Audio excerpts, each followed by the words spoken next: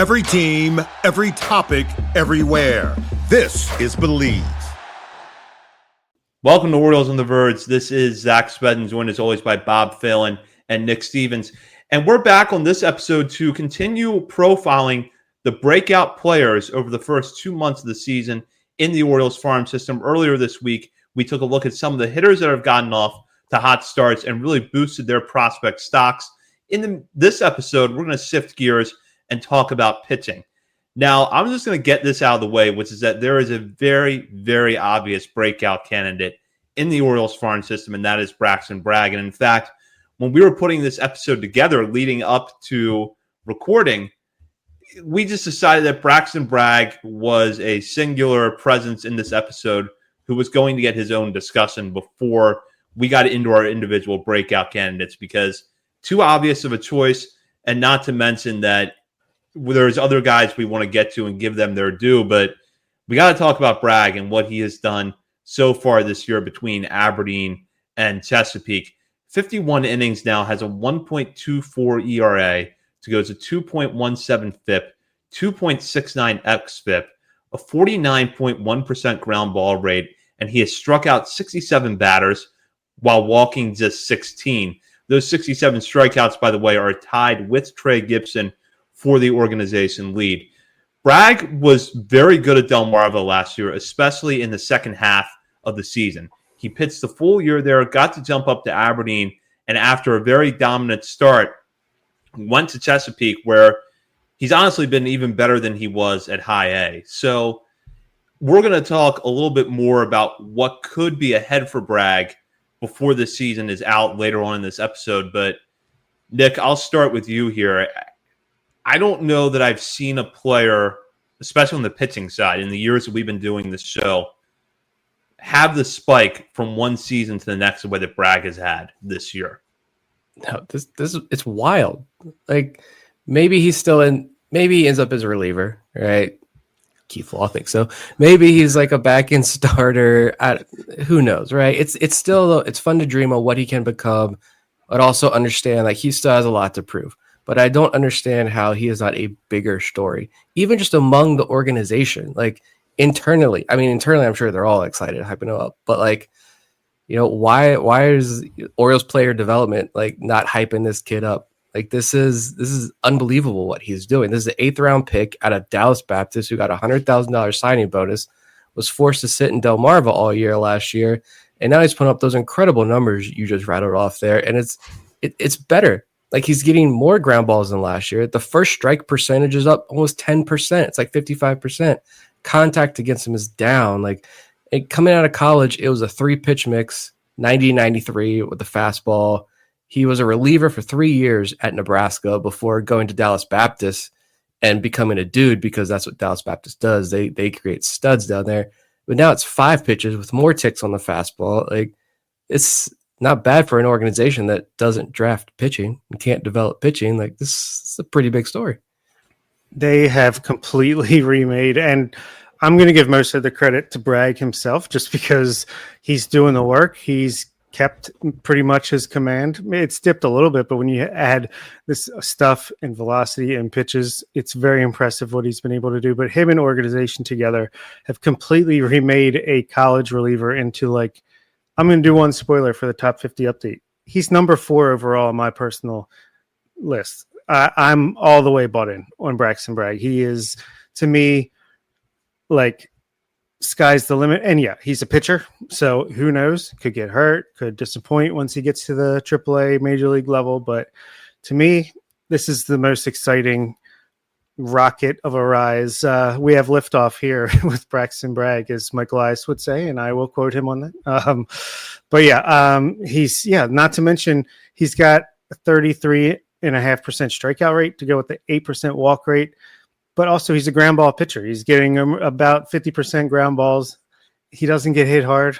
Like, it's just, I think anything you want, you're getting it. Hitters are batting 165 off him this season.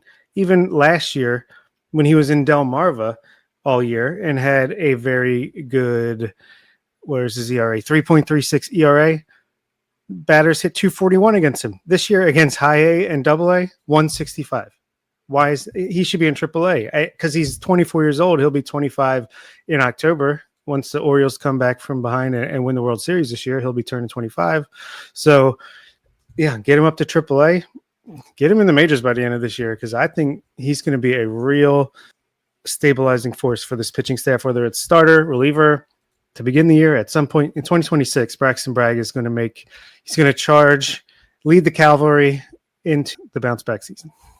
To that last point, somebody did ask about Braxton Bragg in Eric Longenhagen's chat. Basically, like where is he gonna go from here? So someone else asking what Zach asked there, and I think Eric's response was, if the Orioles are in contention, you bring him up, but if they're not in contention, then I think he said like just leave him down, maybe like in AAA and wait till next year.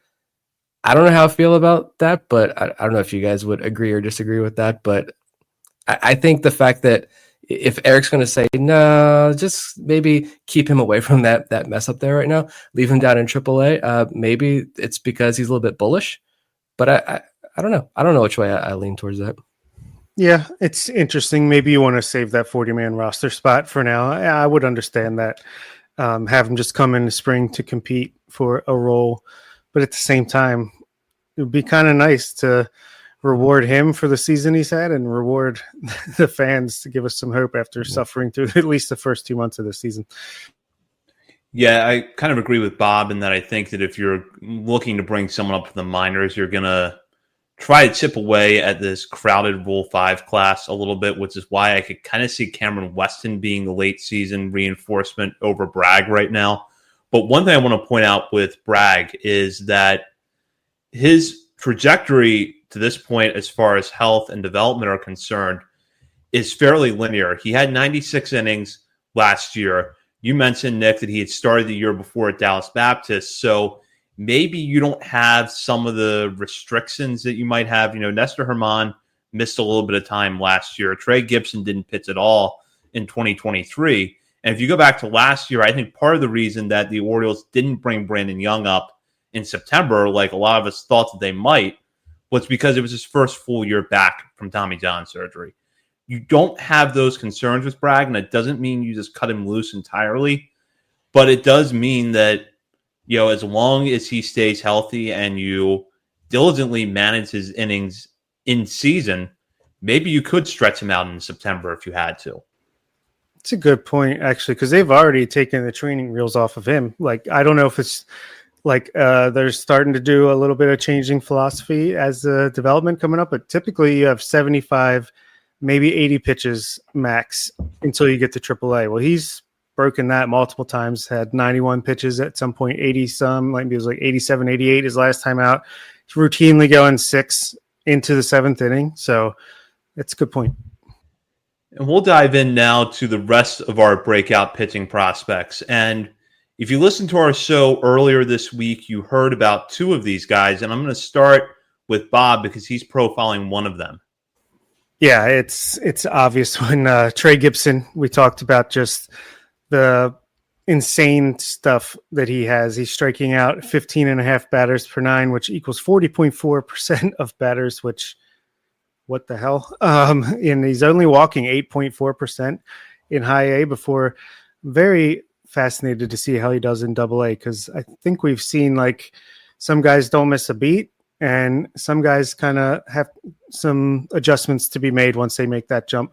But, you know, 5.12 ERA, but a 2.34 xFIP, 28% home run to fly ball ratio. But to me, I thought he was a breakout last year, going from an undrafted free agent in a 20-round draft to like, oh, okay, he's a top 30 prospect for us, one of our best pitching prospects in this legendary 2023 arms race that we have been involved with.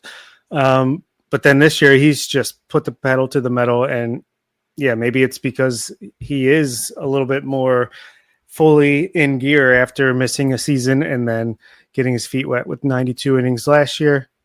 He's already at 38.2 innings this year. So he's probably going to cross 100, 110 innings. And yeah, he's just letting it fly. He's letting it loose. And it seems like he's having fun out there. Honestly, he's just letting it eat. And he's doing plenty of that. If the numbers he put up last year were what he's doing as he's ramping up, and I think I don't know who came out and said it directly, but like that was the goal last year with Trey Gibson because he missed that full year, was just building him back up. Like he took off right from the start. And so here's something that was written about Trey Gibson right at the end of last season. So this is from Baseball America. Fastball sits in the mid-90s with plus whiff rates, more than 40% whiff rate on both the curveball and slider. Slider gets more than a foot of sweep, average cutter, below average change, but 3 above average offerings, 1 plus offering with 7 feet of extension, which is huge. Shared that article last year, and someone from the organization responded and said they're underselling this guy. And like maybe take that with a grain of salt. Of course, the Orcs going to hype up their own guys, but he's now a top 5 prospect in the system, according to Kylie McDaniel. That 30% strikeout rate is now a 40% strikeout rate. The 10% walk rate is down to 8%. Swinging strike rate is up to over 16%. Contacts down. And I think one of the bigger knocks on him was that he didn't throw enough strikes last year. And that he's jumped that from 63% to 68% end zone rate. So that's impressive. Like first strike percentage, fantastic. 46 to up to 52% now, first strike. So he's getting ahead early and finishing guys off pretty quickly. Like this is, now we wait and see what he can do in Double-A. Big test coming up. But when he's showing notable improvements in areas that were kind of the knock on him, like that's a great way to jump into Double-A action. He has mastered the art of dropping in that slider, the breaking ball right at the top of the zone, catching the top of the zone where the guys clearly think it's going to be high, and then boom, it's right there. And then combining that with a hoppy 4-seamer that they can swing right through, it's a really, really nice balance he's got. Yeah, one thing I want to point out with his strikeout numbers, he's tied with Braxton Bragg for the organization lead.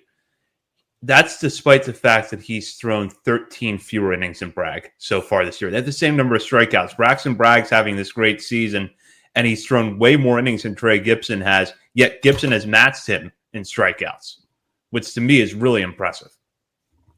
Dean Kramer-esque. I'm telling you, that one of those early starts of the year, when they were up, I don't know, it was Brooklyn maybe, I don't know where, but it was cold, it was rainy, and I'm telling you, the look on his face was just this shit-eating grin of like, I'm up here throwing 90. He was like 90, 91. I'm like, where's his velo? Because he can hum it into the upper 90s. He was going like 80% in this outing, and he knew it. The catcher knew it. They're having fun back and forth. Turns out weather warmed up. He warms up a little bit, and now look at the numbers that he's putting up. I think that kind of confirms, in my opinion, that he was holding back a lot at the beginning of the year. You unleash him like this. He's just a bulldog. He's a massive human being out there on the mound. This is a big guy. And if he's getting 7 feet of extension and can throw it 95, 96, 97 miles an hour with unbelievable under the hood characteristics, like that's why I'm saying I don't think people understand how good Trey Gibson's stuff is. And this is the ultimate find. And the Orioles were in on him coming into the draft. But like, why take him? If you think he's going to fall, like let him fall out of the draft as he did, and then pick him up. Good job. Good find. Go over to the next pitcher now, because this is someone that has also been generating a lot of buzz down in Double-A. Yeah, everybody, if you wanted Nathan Eovaldi this offseason, you got him here. I didn't read the article because I don't read the Baltimore Sun, but apparently he went to Nathan Eovaldi and got help with the changeup and some pitches or something. But Levi Wells, like the shoulder issue is behind him. Clearly that he suffered last year. He's added a couple of ticks to the fastball since joining the organization. He's had a full healthy offseason to work on strike throwing and command with that new velo. And he went from like 93, 94 in college to now 96, 98. He's throwing more strikes. He looks fantastic. Got the walk rate down to 6%. That's the big key. And we kind of hinted that was going to kind of coming. If you looked at his numbers post-injury last year, the walk rate was significantly better and trending in a much better direction. There was, the piece after the draft that highlighted, again, shout out Jeff Ponce, highlighted Levi Wells as someone who could reach the majors very quickly because of the massive stuff, but he had worrisome control.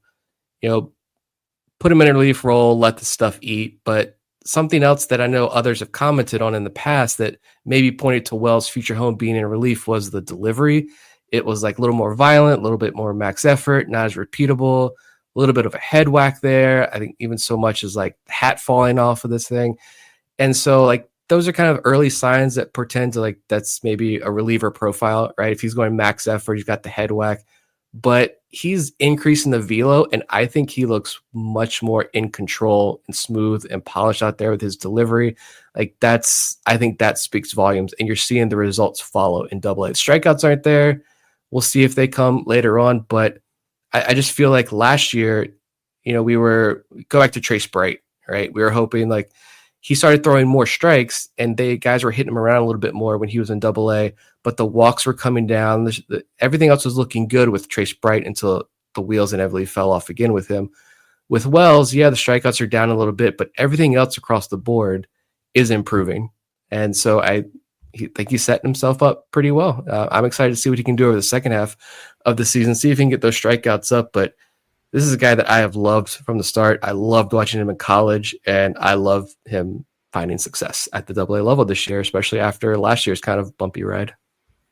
I would like to address the Keith Law report that came out recently about Levi Wells, because he starts off by saying he's sitting 97, 98 and touching 102, which is, wow, that's amazing. And then saying, yeah, but he can't strike anybody out because the fastball is straight, doesn't get any whiffs. The breaking stuff doesn't get any whiffs. Maybe the changeup could be something. I just have to completely disagree with the Law here. I think, yeah, maybe Wells doesn't have the hoppiest fastball of the guys that we talk about at the top end of the pitching prospects, but when you're throwing it 100 miles per hour, I don't think it matters quite as much.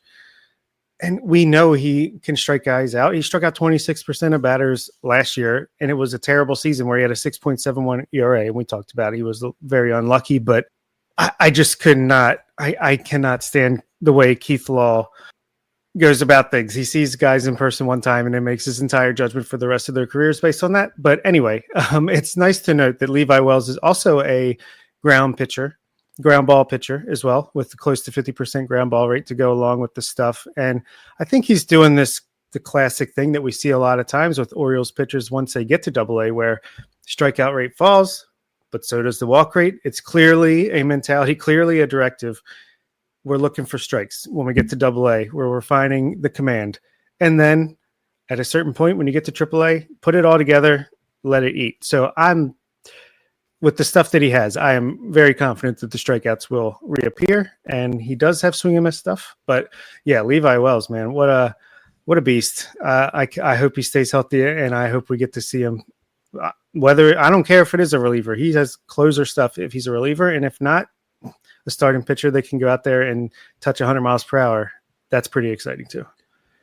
Completely agree, Bob. And I remember coming into this year, we had tabbed Wells as a guy that we had on our radars because you factor in the injuries at the time missed last year and some of the underlying metrics behind this season.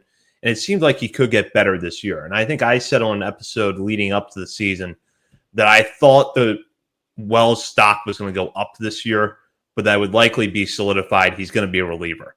And that may very well be the case. But one thing I feel like he's doing a very good job of, even if he does have to trade off the strikeouts a little bit, he seems to be getting more efficient as the season goes on. And that's really going to be key to him sticking in the rotation, because the pitch mix is there. He does have a starter's mix, but can he locate those pitches consistently enough to get through a lineup 3 times? Up until this year, I would have said no.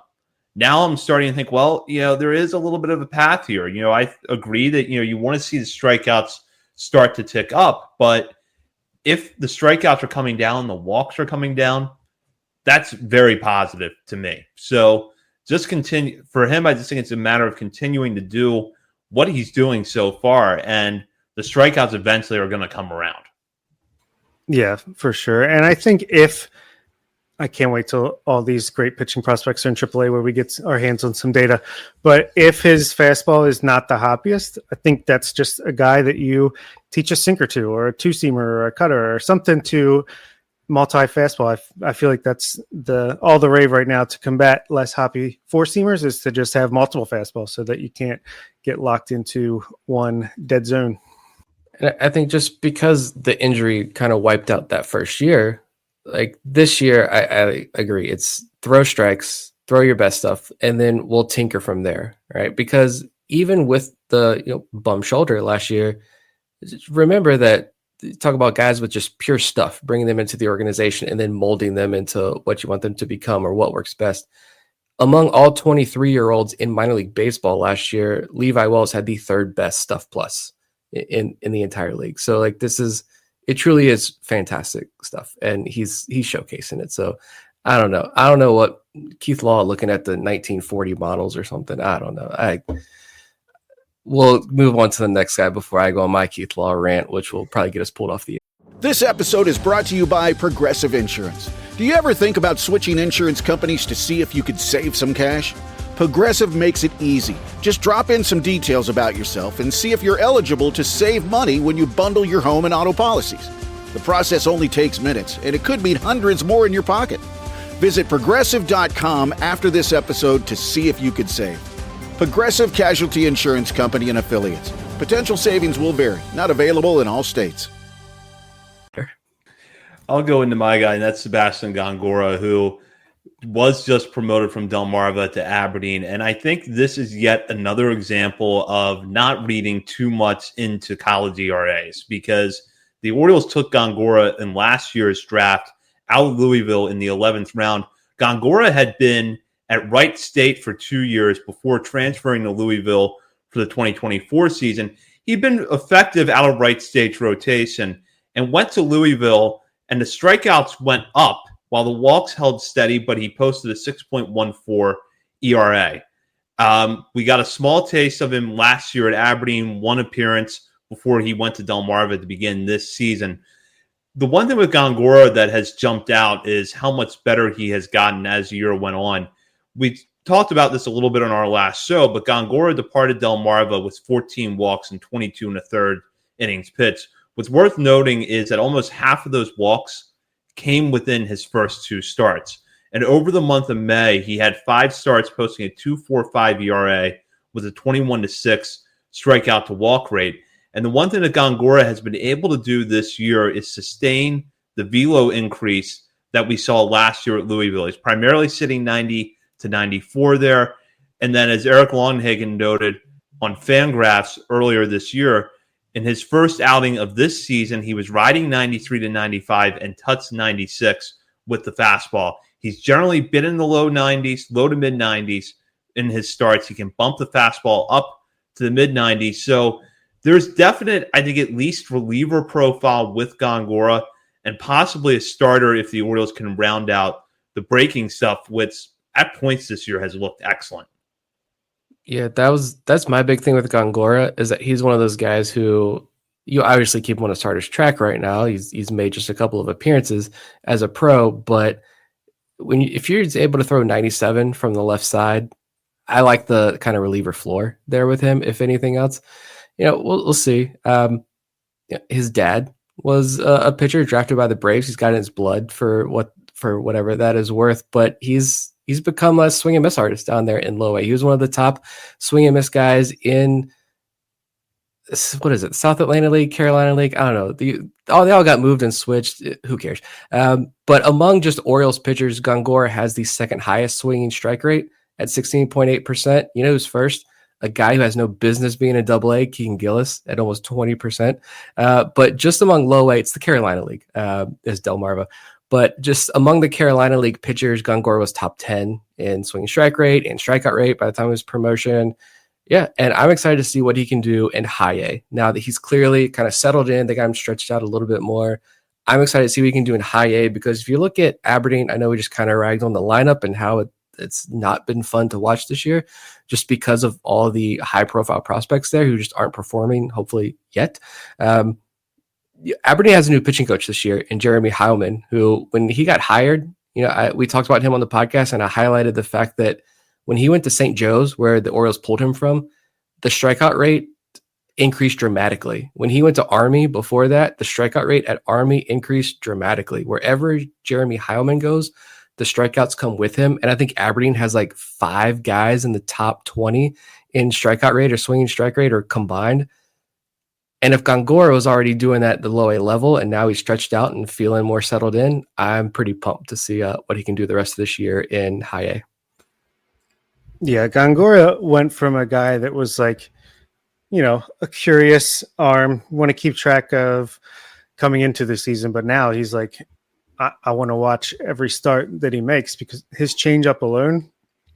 Let's just remember that changeup when we go through the rating the best pitches and stuff like that. Carlos Tavera is still alive. That's true. That's true. We think, but but between the fastball and the changeup alone, you're talking major league reliever right there. But if they can, I don't know, work on the command of the breaking stuff or tinker around, we know he's going to probably continue to get better over off seasons, during seasons. That's just how these Orioles pitchers tend to operate. Very exciting, high ceiling, left-handed arm. Yeah, I think he has a potential to be a mid-rotation starter if everything breaks right. It's incredibly early, but I think the floor is pretty solid as a relief prospect between the fastball and changeup. Well, and he's delivering it too from that short, kind of quick arm slot that he has, and I think that's making it really tough for hitters to pick up on. Yeah, I think you see that someone else much smarter than me that can dive into this and discuss it better. You've seen this with a couple of other guys too, and they get picked up by a national writer, national analyst. He's a taller guy, a bigger guy, and if he's also coming from that lower slot, and we don't have spin what the induced vertical break is. I think we have I found 4 innings of StatCast data in college. I don't care what that's old at this point. It's like 2 years old. He could be kind of one of these fun guys where he's maybe not a top 30 on some list, but he's going to be in the 10 more guys you need to know, or he's going to be maybe next year on the very back end of Eric Longenhagen's list at Fangraphs. And it's going to be like, there's some outlier traits here that make him kind of interesting. Let's see what he can do this year. I kind of feel like that's the path he's heading down. Yeah, we have some smart patrons. Maybe we need to bring one of them on at some point, like Tommy Carr or Elijah. Shout out the Warehouse Pod. These guys seem to be able to break down these pitching plots better than at least I know I can. I'm still trying to learn it, but yeah, I'm fascinated to watch and read people break that stuff down. So yeah, Gongora definitely seems like he's got traits that make him unique. That's for sure. And speaking of patrons and regular listeners, we want to go to a question here from Vivek, who during the live broadcast brought this up. Who are the top 5 pitching prospects by year's end in the Orioles system? So I'm sure that we'll probably have an opportunity to predict this again before the season is out. But do you guys have any thoughts on this as we sit here in early June? I do. I love this question because I think it's really tough.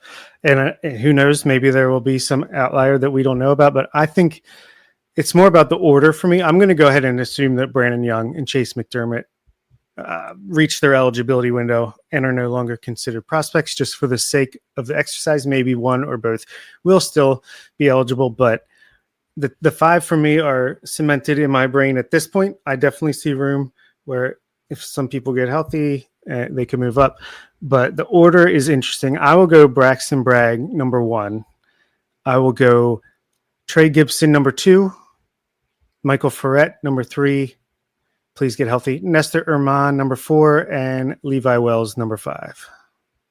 I'm going Trey Gibson 1, Bragg 2, Ferret 3. That's really 2A and 2B. Herman 4. And you know what? I just hyped up Levi Wells. I will push the Levi Wells agenda every chance I get.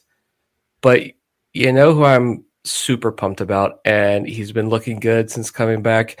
And I'm hoping if we were to do this episode again in 2 months, he would be the guy we start the show with at the top of, this is the gimme.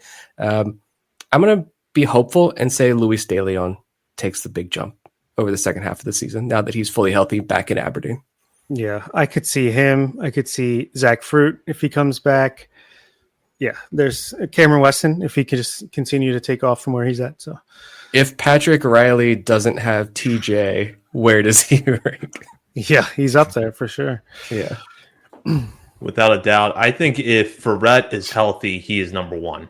I've said before that I think he has the highest ceiling just because of his stuff and because of his age. So I'll say that this injury, he bounces back from quickly and we see him. And then for me, it's kind of 2A, 2B from here, but breaking it down as 2, 3, 4, I would go Gibson, Bragg, then Herman. I will go with Levi Wells 5, but I'll tack on another breakout candidate to Nick's Luis De Leon.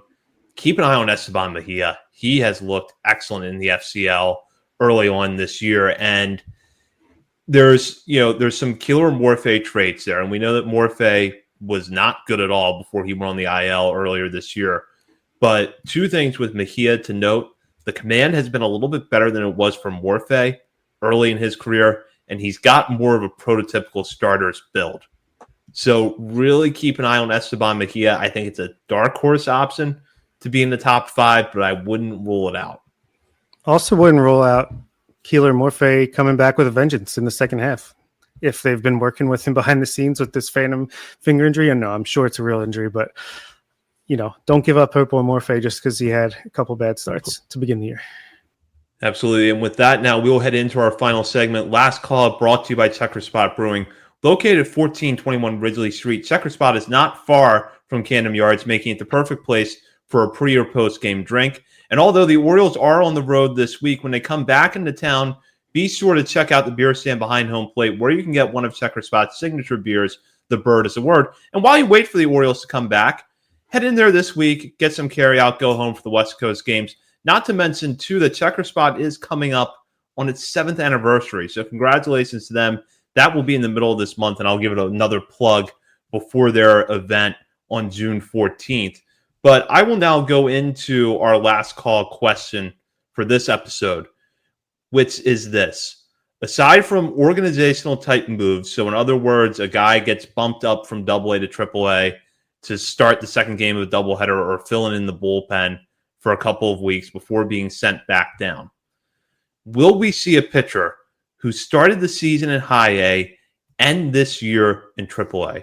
If so, who it will be? Now, for some historical context, this has happened a lot with hitters in the Mike Elias era, but not so much with pitchers. Yet, it feels like 2025 is finally going to be the year that we see a pitcher go from high A to AAA in a season. Would you agree with that, Nick?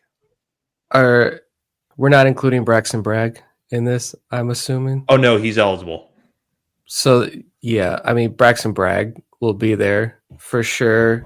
I don't know. Maybe unless Gibson comes out like just shoving when he starts pitching in AA. I don't know. Just because I could see like Keaton Gillis finally gets the bump. Levi Wells gets the bump if he keeps pitching as well as he has. And then like Norfolk fills the rest of the innings with, Peter Van Loon back up. Ryan Long gets back up. They trade for some arms at the deadline. That pushes guys back down. If I'm betting on it, I'm going to say, other than Braxton Bragg, no. But yeah, Bragg will get there. I'm going to go the other direction and say, well, Bragg by the end of the month. I'm also going to say, rough start for Nestor Herman. I don't think Norberth Romero playing right field helped him at all in that game. But I'm going to say Herman and Gibson also get at least that last week or two taste of AAA to end the year. Maybe because if the Orioles are selling, and I think our guy Vivek thinks they're going to make like 8 or 9 trades, I could see that. They're going to need to pull guys from AAA to help out the majors. And then maybe that's when you get a little taste for the guys like Pham. Hopefully he's back and healthy. Fruit, Wells, Herman, and Gibson. Yeah. So I'll say 3 at the end of the day, but definitely Bragg.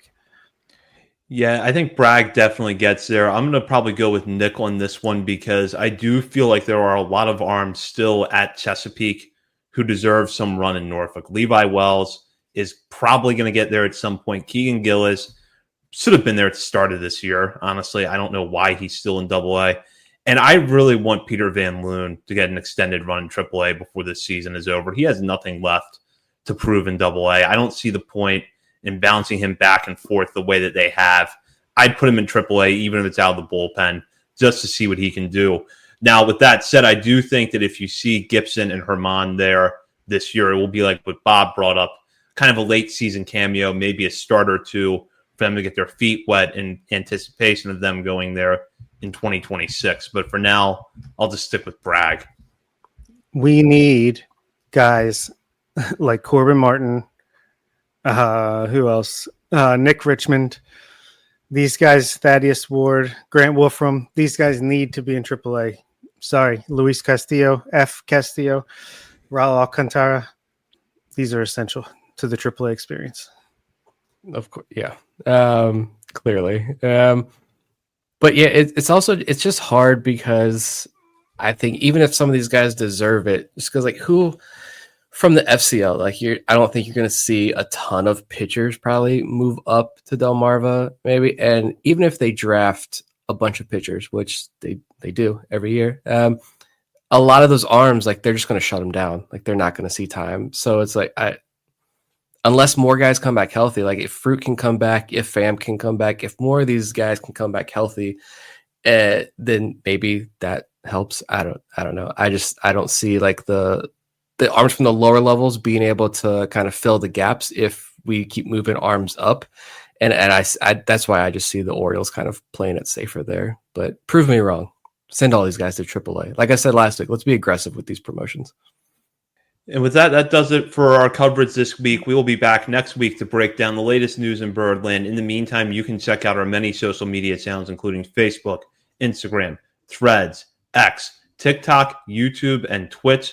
We're also over at Substack, OriolesOnTheVerge.substack.com. Not only do we have coverage of the Orioles minor leagues there, but also a ton of draft content that Nick has been putting out on a weekly basis, so you don't want to miss that. And while you're browsing around the internet, be sure to head over to our Patreon community and sign up to become a member today at the $3, $5, or $10 levels. You'll have access to bonus weekly coverage from Bob, Nick, and myself, as well as monthly updates to our top 50 prospects list. In fact, our top 50 for the month of June dropped this week. So if you're not a member of our Patreon community yet, you can sign up now as a paying member and have access to that and a whole lot more. And if you are a member of our Patreon community, be sure to check out that episode if you haven't already. For Bob Phelan and Nick Stevens, this is Zach Spedden. You've been listening to Orioles on the Verge, part of the Believe Podcast Network.